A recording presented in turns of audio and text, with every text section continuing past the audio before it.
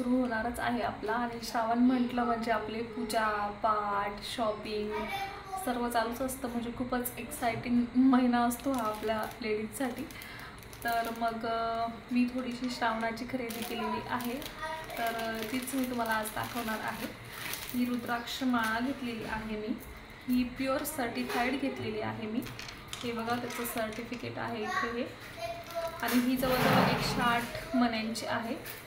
श्रावणात याच्याने सेवा केल्यावर महादेव म्हणजे खूप जास्त प्रसन्न होतात असं म्हणतात। आणि माझी खूप कधीची इच्छा होती की प्युअर रुद्राक्ष मण्यांची माळ मला घ्यायची होती, तर मग मी ती घेतलेली आहे।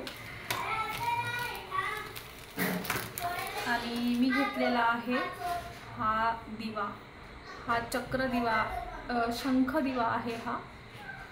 आणि पेर असते ती, हा शंख दिवा आहे आणि हा चक्र दिवा आहे, हे असे दोघं। आणि याच्यामध्ये असा महालक्ष्मी दिवा ठेवायचा, तो माझा बाकी आहे अजून घ्यायचा। सध्या हे दोन घेतलेले आहेत मी। आणि ही एक छोटीशी डब्बी घेतलेली आहे। ही डब्बी मी प्रसाद वगैरे ठेवण्यासाठी घेतलेली आहे, कारण मी वाटीमध्ये प्रसाद ठेवते ना, तर मग कसं होतं रात्रभर असं वाटतं की याच्यावर काय फिरून गेलं असेल काय नाही, मग सकाळी कधी कधी असं खायला असा संकोच वाटतो तो प्रसाद। तर मग कसं अशा डब्बीमध्ये झाकून जर ठेवलेला असेल तर खायला काही आपल्याला म्हणजे असं संकोच नाही वाटत।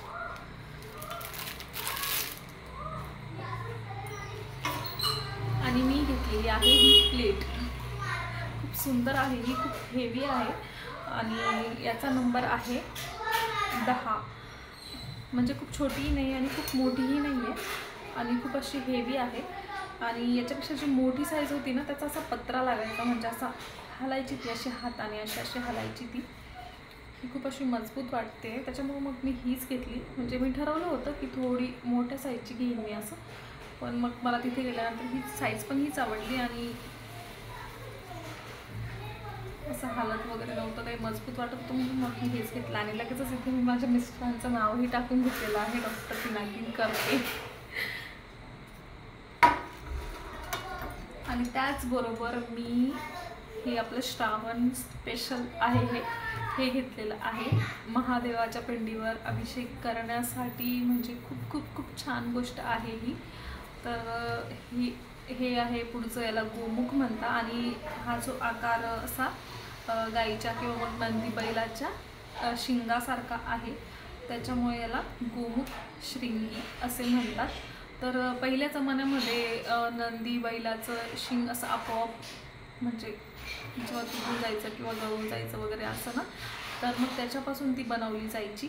पण आजकालच्या जमान्यात आपल्याला अशा पितळापासूनच बनवलेल्या मिळतात, आणि शक्यतो ह्या अशाच घ्याव्यात, आपल्याला स्वस्तही पडतात। आणि आजकाल कसं मग विकण्यासाठी लोक जनावरांनाही त्रास वगैरे पण देऊ शकतात, त्याच्यामुळे मग हे असंच घ्यावं।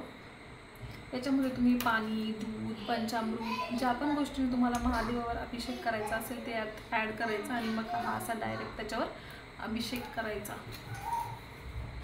म्हणजे महादेवाच्या सेवेसाठी खूप उपयुक्त वस्तू आहे ही, म्हणून मग म्हटलं चला घेऊया, हे घेतलेलं आहे।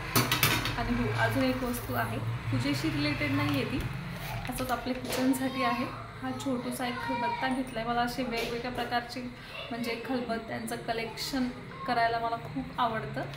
आताच मागे मी म्हणजे एक लाकडाचाही घेतला होता, एक दगडाचा घेतला होता, आता हा एक ॲल्युमिनियमचा घेतलेला आहे, आणि असाच छोटूसा मला एक आता पितळाचाही घ्यायचा आहे।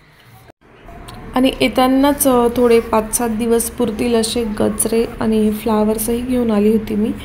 आणि मग आणल्यानंतर त्यांना व्यवस्थित ठेवावेही लागतात, नाहीतर मग लगेचच खराब होतात ते।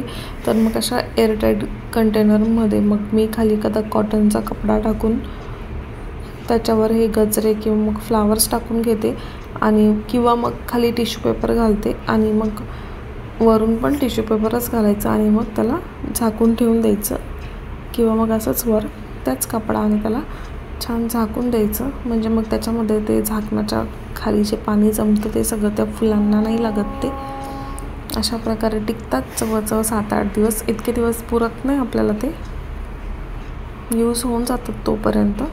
पण मग खराब नाही होत. व्हिडिओ आवडला असेल तर प्लीज लाईक शेअर सबस्क्राईब करा. थँक्यू.